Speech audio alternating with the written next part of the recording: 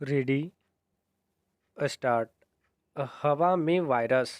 वैज्ञानिकों ने यह बताया है कि कोरोना वायरस मुख्य रूप से हवा के माध्यम से प्रसारित हो रहा है और यह वायरस लंबी दूरी तय कर सकता है। 3 देशों के 6 वैज्ञानिकों के अध्ययन का निचोड़ यह है कि हवा में ही वायरस का निपटारा करना पड़ेगा, चूँकि हम हवा में इस वायरस को फैलने से नहीं रोक पा रहे हैं, इसलिए यह तेज़ी से फैलता जा रहा है। शोधकर्ताओं में शामिल वैज्ञानिक लुइस जिमेनेज ने कहा है, हवाई संक्रमण का समर्थन करने वाले सबूत मजबूत हैं और बड़ी बूंदों के जरिए संक्रमण का समर्थन करने वाले सबूत लगभग नादारद हैं। अब तक हम यही मान रहे थे कि यह वायरस ड्रॉपलेट्स के जरिए ही ज़्यादा फैलता है। ड्रॉपलेट्स या बूंदों में बाहर होता है, इसलिए इनका हवा में दूर तक जाना नामुमकिन है, जबकि हवा में अगर वायरस विचरित हो रहा है तो वह दूर तक जा सकता है।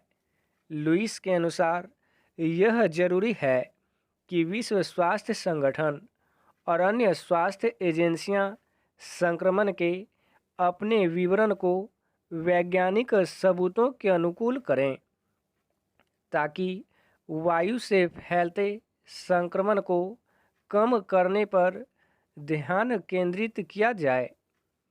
ऑक्सफोर्ड विश्वविद्यालय के विशेषज्ञों की टीम ने प्रकाशित शोध की समीक्षा की है और कोरोना के हवाई मार्ग या हवाई संक्रमण की प्रबलता के समर्थन में साक्ष्यों की पहचान की है।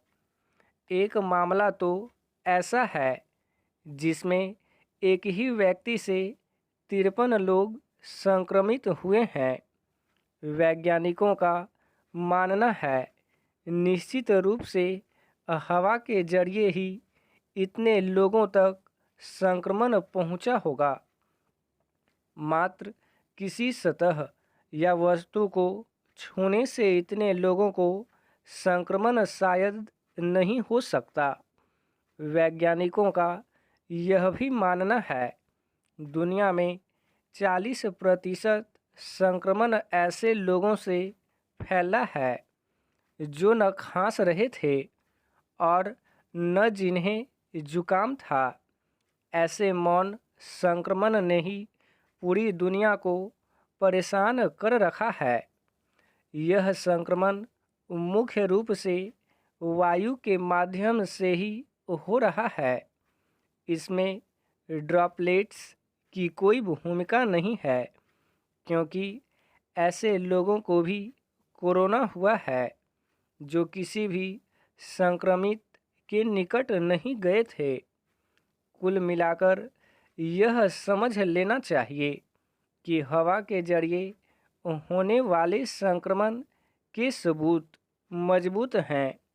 अतः यह जरूरी है कि ऐसे संक्रमण को रोका जाए। जिनको खांसी और जुकाम है, उन्हें क्वारंटीन करने से भी ज़्यादा ज़रूरी है उन लोगों की पहचान करना जिनमें लक्षण स्पष्ट नहीं हैं। जांच का कोई विकल्प नहीं है। सरकार के पास इतने संसाधन होने ही चाहिए कि वह कहीं भी किसी की जांच कर सके। कोई व्यक्ति अगर जांच कराना चाहे तो उसे संसाधन के अभाव में कभी लौटाया न जाए। अगर कहीं डरे हुए मरीजों को बिना जांच और इलाज के लौटाया जा रहा है तो यह कोरोना फैलाने के समान अपराध हैं। सरकारें मास्क संबंधी नियम कर रही हैं, लेकिन देखना होगा कि सरकारी व गैर सरकारी सभी लोग मास्क पहने। जब लोगों की मौत हो रही हो, तब मास्क न पहनने के लिए बहानेबाजी भी किसी अपराध से कम नहीं। जो लोग मास्क पहनना नहीं चाहते, उन्हें घर से निकलने की ज़रूरत नहीं। ध्यान रहे, अमेरिकी वैज्ञानिकों ने डबल मास्क को ज़्यादा बेहतर बताया है।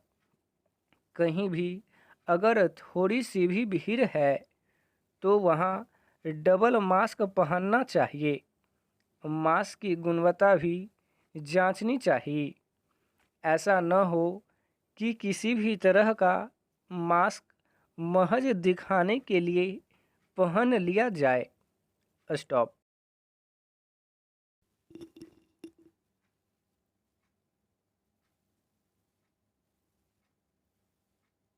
Ready, start. सृजन का क्षेत्र मुझे रहस्यवादी लगता है। कोई नई पुस्तक प्रकाशित होती है तो प्रायः लेखक से पूछा ही जाता है कि उसने वह पुस्तक क्यों लिखी, वही विषय क्यों चुना। मैं भी मानता हूँ कि बिना कारण के कोई कार्य नहीं होता, किंतु सृजन के क्षेत्र में यह मामला इतना स्थूल नहीं होता। इसलिए मुझे तो सोचना पड़ता है कि पुस्तक मैंने लिखी या पुस्तक मुझसे लिखी गई, विषय मैंने चुना अथवा विषय ने मुझे चुना। मैं रहस्यवादी होने का प्रयत्न नहीं कर रहा हूँ, किंतु सृजन का क्षेत्र मुझे कुछ ऐसा ही लगता है। गीता को मैंने पहली बार शायद अपने विद्यालय के दिनों में कुछ न समझते हुए भी पढ़ने का प्रयत्न किया था। कारण मेरा स्वभाव है कि मैं जानना चाहता हूँ कि कोई पुस्तक महत्वपूर्ण क्यों मानी जाती है। तो गीता को भी पढ़ने का प्रयत्न किया।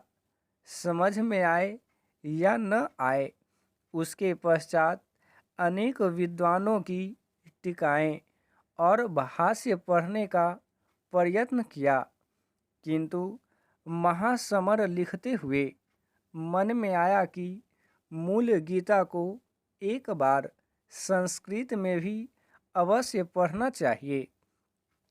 तब डॉक्टर कृष्णावतार से भेंट हो गई।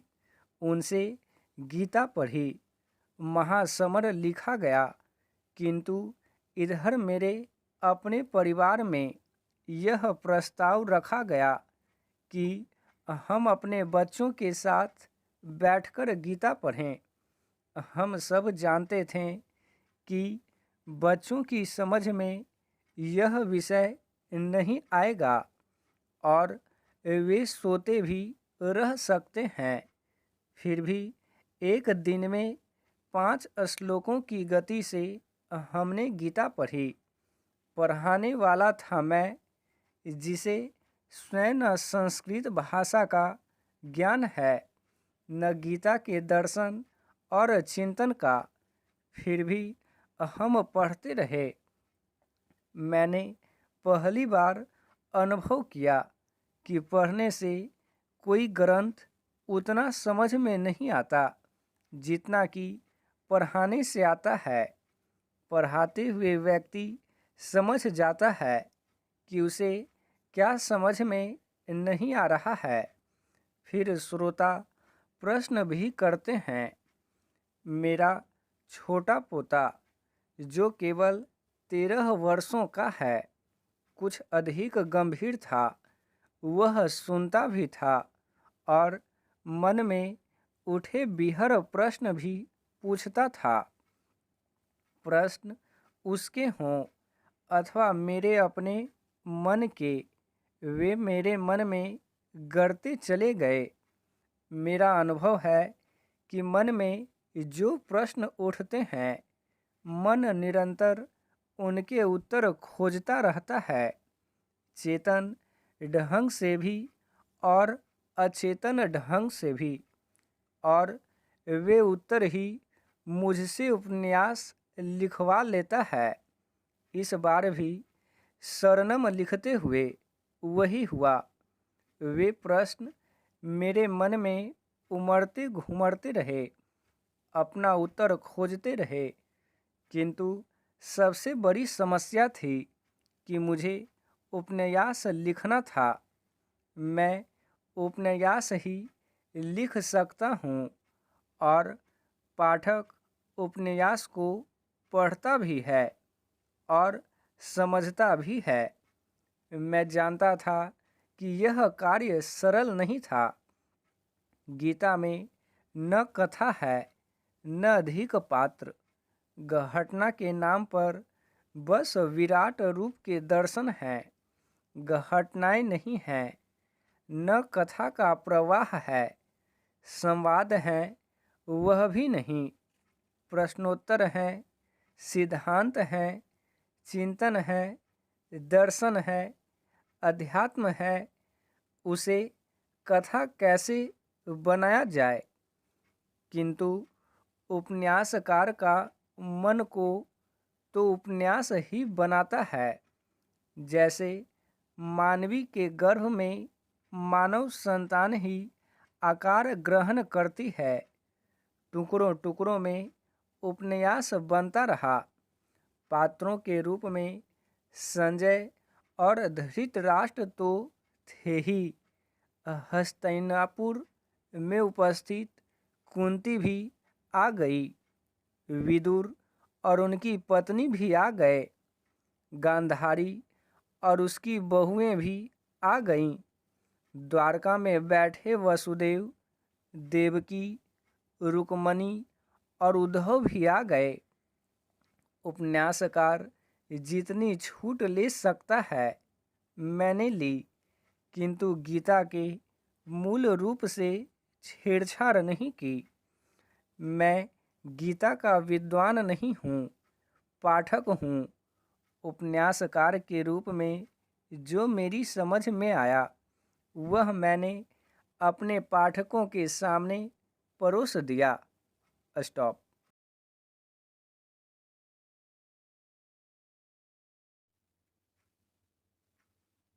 Ready, start. हालात बेकाबू क्यों? संक्रमण के तेजी से बढ़ते मामलों ने गंभीर चुनौतियां खड़ी कर दी हैं। देश जिस अपूर्व संकट से गुजर रहा है, वैसा शायद कई दशकों में नहीं देखा गया। अस्पतालों में बिस्तरों, दवाइयों और ऑक्सीजन सिलेंडरों की भारी कमी पड़ गई है।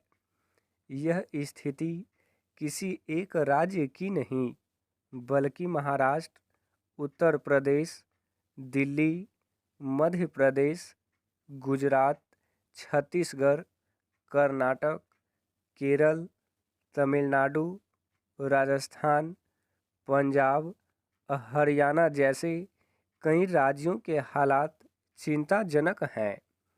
जल्द ही पश्चिम बंगाल भी इनमें शामिल हो जाए तो अचरज नहीं।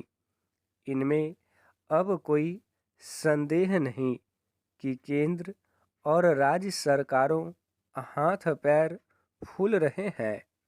प्रधानमंत्री को एक बार फिर उच्च स्तरीय बैठक करनी पड़ी। उन्होंने दवाइयों और ऑक्सीजन का उत्पादन बढ़ाने को कहा है। राज्य सरकारें अपने अपने यहाँ स्थिति काबू में होने के दावे तो करती दिख रही हैं, लेकिन शमशानों में लाशों के ढेर हकीकत उजागर करने के लिए काफ़ी हैं। सवाल उठ रहे हैं कि आखिर स्थिति बद से बदतर हुई क्यों? दावा यह किया जा रहा है कि पिछले एक साल में हमने काफ़ी कुछ सीखा, पर आज जब रोंगटे खड़े कर देने वाले हालात हैं, तो लग रहा है कि साल भर में हम कोई ठोस तैयारी नहीं कर पाए। पिछले साल सितंबर तक मरीजों की संख्या 1 लाख के करीब पहुंची थी। तब से ही विश्व स्वास्थ्य संगठन और विशेषज्ञ सचेत करते रहे हैं कि भविष्य में आने वाली दूसरी लहरें ज़्यादा तेज और घातक होंगी। सवाल है कि क्या ऐसी चेतावनियों को हमने जरा भी गंभीरता से लिया। दैनिक संक्रमितों का आंकड़ा 2.5 लाख तो पार कर ही गया और 3 लाख पहुंचने का अंदेशा है। हम अमेरिका से भी ज़्यादा भयानक स्थिति में जा रहे हैं। गौर इस बात पर करने की ज़रूरत है कि आज लोग सिर्फ संक्रमण से दम नहीं तोड़ रहे, बल्कि समय पर इलाज नहीं मिल पा रहा है, इसलिए मौतों का आंकड़ा बढ़ रहा है। ज़रूरतमंदों को ऑक्सीजन नहीं मिल रही है। रेमडेसिविर जैसी दवाओं की बाहरी कमी है और इसकी कालाबाजारी हो रही है। अस्पतालों में अब और जगह नहीं बची है। ये हालात बता रहे हैं कि हम कुछ भी खास नहीं कर पाए। जब संक्रमितों का आंकड़ा 2 से 3 लाख तक जाने का अनुमान था, तो ऑक्सीजन और दवाइयों के बंदोबस्त क्या पहले से नहीं किए जाने थे? अगर चीज़ें उपलब्ध रहतीं तो हजारों जानें बचाई जा सकती थीं। बहुत पहले तय हो चुका था कि महामारी से निपटने के लिए सबसे ज़्यादा जोर जांच पर होना चाहिए, लेकिन कई राज्यों ने संसाधनों का अभाव बताकर व्यापक स्तर पर जांच से पल्ला झाड़ लिया। इस बात से कोई इनकार नहीं कर सकता कि संक्रमण इसलिए तेजी से फैला। आज जांच केंद्रों पर भारी भीड़ है। लोगों को घंटों कतार में खड़े होना पड़ रहा है और रिपोर्ट आने में कई दिन लग जा रहे हैं। साफ है कि हम जांच के लिए भी पुख्ता ढांचा और नेटवर्क नहीं बना पाए। यह सच है कि संक्रमण के मामलों में लापरवाही बड़ा कारण बनी है। कुंभ और चुनावी रैलियों में उमड़ी भीड़ ने आग में घी का काम किया। पहली लहर के बाद जरा सी राहत मिलते ही सरकारें निश्चिंता जताने लगी और लोग बेपरवाह हो गए। नतीजा आज सामने है। अगर 139 करोड़ की आबादी ऐसे भयानक संकट में पड़ जाए, तो उससे पार पाने के लिए कैसा मजबूत तंत्र और पर्याप्त संसाधन होने चाहिए। इस बारे में विचार करने का यही सही मौका है। स्टॉप।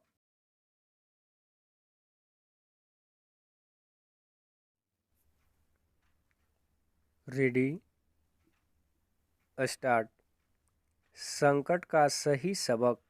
देश भर में 162 ऑक्सीजन प्लांट लगाने की मंजूरी के बाद अब यह सुनिश्चित किया जाना चाहिए कि अधिकाधिक प्लांट यथाशीघ्र कार्य करना प्रारंभ कर दें। बेहतर हो कि केंद्र के साथ राज्य सरकारें भी इस पर निगाह रखें कि ये प्लांट तय समय में कार्य शुरू करते हैं या नहीं। यह काम प्राथमिकता के आधार पर इसलिए किया जाना चाहिए क्योंकि देश के विभिन्न शहरों में ऑक्सीजन की कमी वास्तव में महसूस की जा रही है।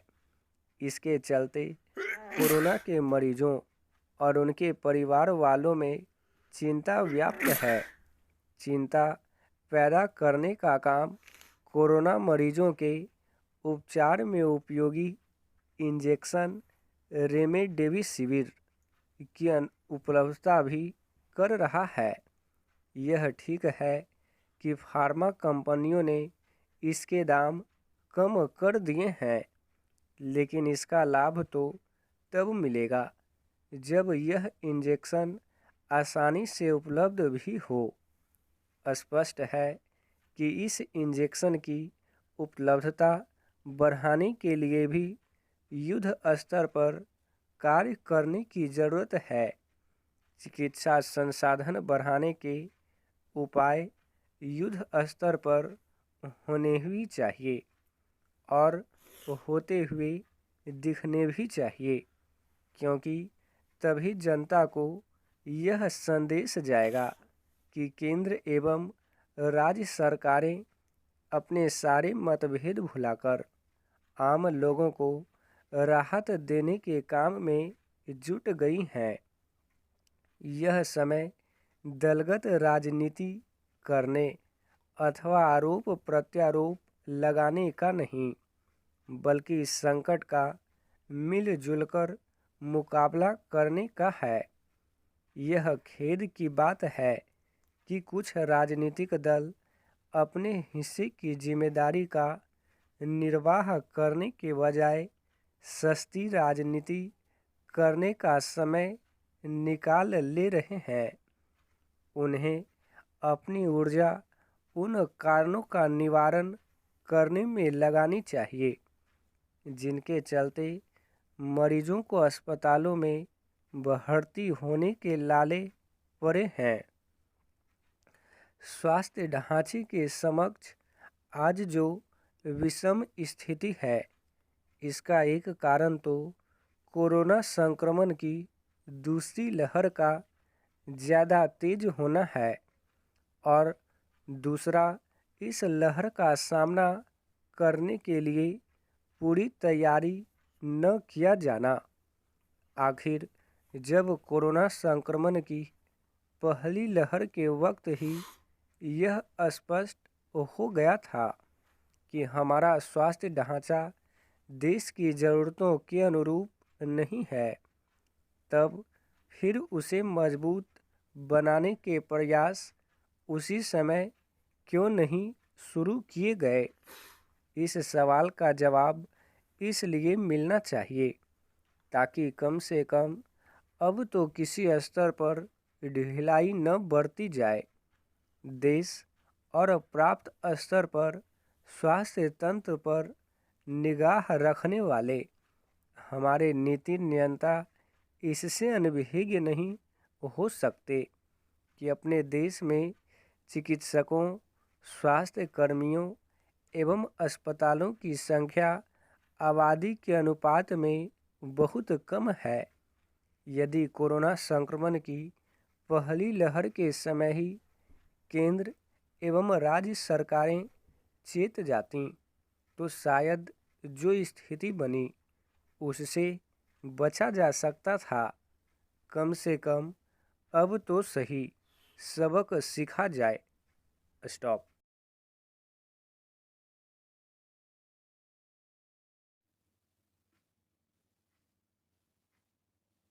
Ready, start. वृद्धि में बाधा। कोरोना महामारी की दूसरी लहर भयावह विभीषिका में बदल रही है। इसे नियंत्रण करने के लिए जरूरी पाबंदियां लगाई जा रही हैं। हालांकि पिछले साल की तरह व्यापक लॉकडाउन नहीं लगाया गया है, लेकिन रात व सप्ताहांत के कर्फ्यू, सीमित आवाजाही और कई तरह के कारोबारों पर अस्थायी रोक से आर्थिक गतिविधियों में संकुचन आ रहा है। अनेक जगहों पर कुछ दिनों के लिए लॉकडाउन भी लगाया जा रहा है। कोरोना वायरस के तेज संक्रमण को देखते हुए यह कह पाना मुश्किल है कि स्थिति कब तक सामान्य होगी। पिछले साल के आखिरी महीनों में पाबंदियों के हटाने के साथ ही कारोबार और कामकाज बहुत हद तक पहले की तरह होने लगे थे। उस वजह से बीते वित्त वर्ष की पहली 2 तिमाहियों में ऋणात्मक हो चुके वृद्धि दर को बढ़ाया जा सका था। उस बढ़त के आधार पर यह अनुमान लगाया गया था कि चालू वित्त वर्ष में विकास दर 2 अंकों में रहेगी और अगले वित्त वर्ष में यह दर 2019-20 के स्तर पर आ जाएगी। लेकिन महामारी की दूसरी लहर से उस उम्मीद पर पानी फिर सकता है। अब विश्व बैंक का आकलन है कि 2021-22 के वित्त वर्ष में भारत की आर्थिक वृद्धि दर 7.5 से लेकर 12.5% के दायरे में रह सकती है।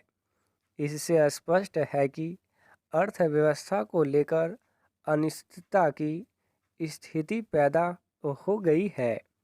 इस दायरे में आंकड़ा क्या होगा, यह इस बात पर निर्भर करेगा कि हम कितनी जल्दी महामारी पर काबू करेंगे, क्योंकि सभी अनुमानों का आधार यह भरोसा था कि देश को दूसरी लहर का सामना नहीं करना पड़ेगा। मांग और उत्पादन घटने के कारण बेरोजगारी दर भी बढ़ने लगी है। ऐसे में एक बड़ी उम्मीद मानसून से है, जिसके इस साल सामान्य रहने की आशा है और सूखे की कोई आशंका दूर दूर तक नहीं है। अच्छी बारिश से फसलों की बुआई अधिक होगी, जिससे ग्रामीण आमदनी में बढ़ोतरी होगी। समुचित उपज से खाद्य मुद्रास्फीति को भी नियंत्रित रखने में मदद मिलेगी।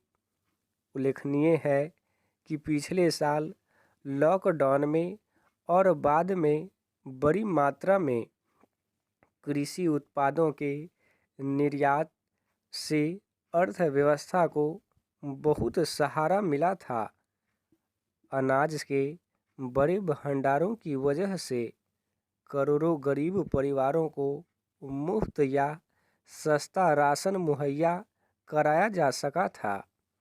पिछले साल अनेक चरणों में केंद्र सरकार द्वारा घोषित वित्तीय राहत, छूट, कल्याण कार्यक्रमों आदि से भी आर्थिकी को मदद मिली थी।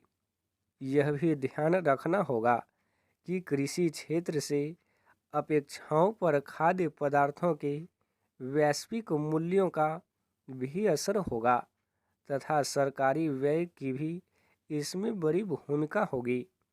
यही कारण है कि कृषि समेत विभिन्न क्षेत्रों को सरकारी मदद उपलब्ध कराने की मांग उठने लगी है। मौजूदा स्थिति में कुछ बजट प्रावधानों को फौरी तौर पर लागू करने की ज़रूरत पड़ सकती है। फिलहाल हमारा पूरा जोर बचाव के उपायों और टीकाकरण बढ़ाने पर होना चाहिए। स्टॉप।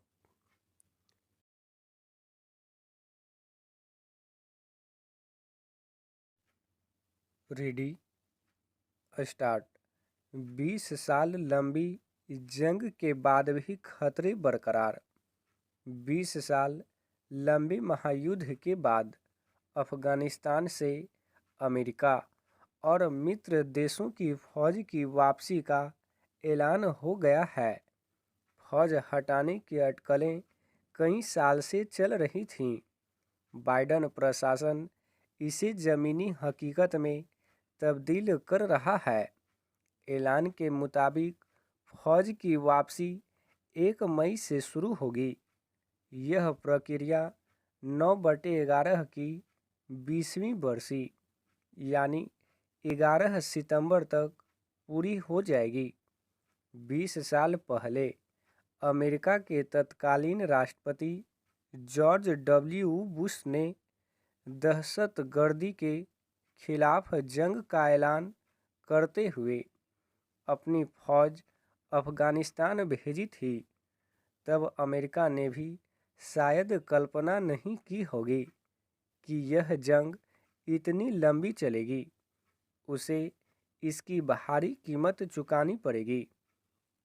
तालिबान के सर्वोच्च कमांडर मुल्ला उमर का यह कथन काफ़ी हद तक सही साबित हुआ कि दुनिया भर की घड़ियां अमेरिकियों के पास हैं, लेकिन वक्त हमारे साथ है।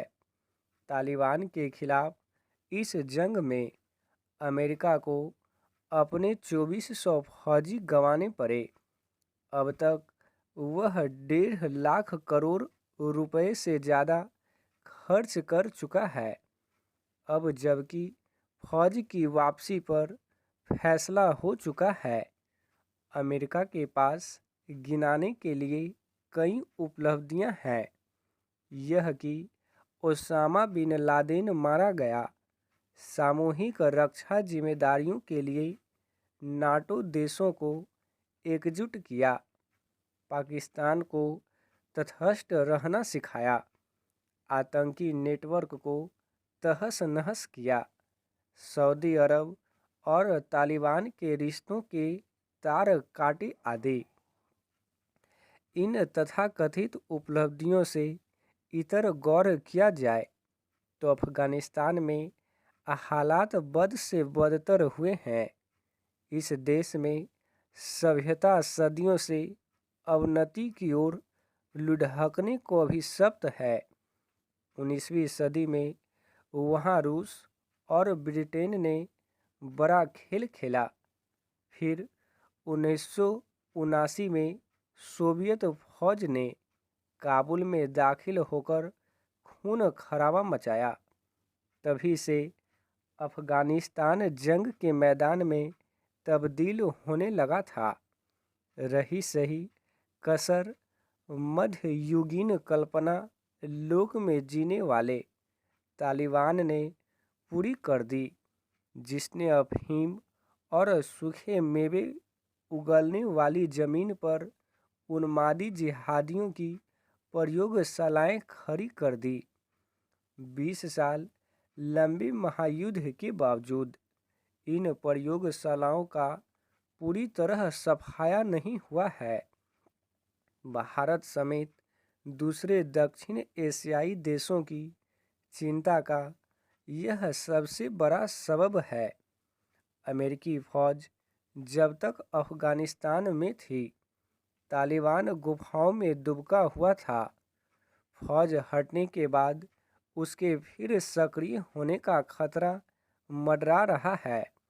भारत के लिए इस लिहाज से यह बड़ा खतरा है कि तालिबान उसके खिलाफ जैश-ए-मोहम्मद और लश्कर-ए-तैयबा सरीखे आतंकी संगठनों की मदद करता रहा है। भारतीय संसद पर हमला करने वाले जैश के आतंकियों ने तालिबान से प्रशिक्षण हासिल किया था। तालिबान को हद में रखने के लिए भारत को पड़ोसी देशों के साथ मिलकर कूटनीतिक अभियान शुरू कर देना चाहिए। अफगानिस्तान में राजनीतिक स्थिरता और शांति बहाली के लिए भी भारत महत्वपूर्ण भूमिका निभा सकता है। स्टॉप।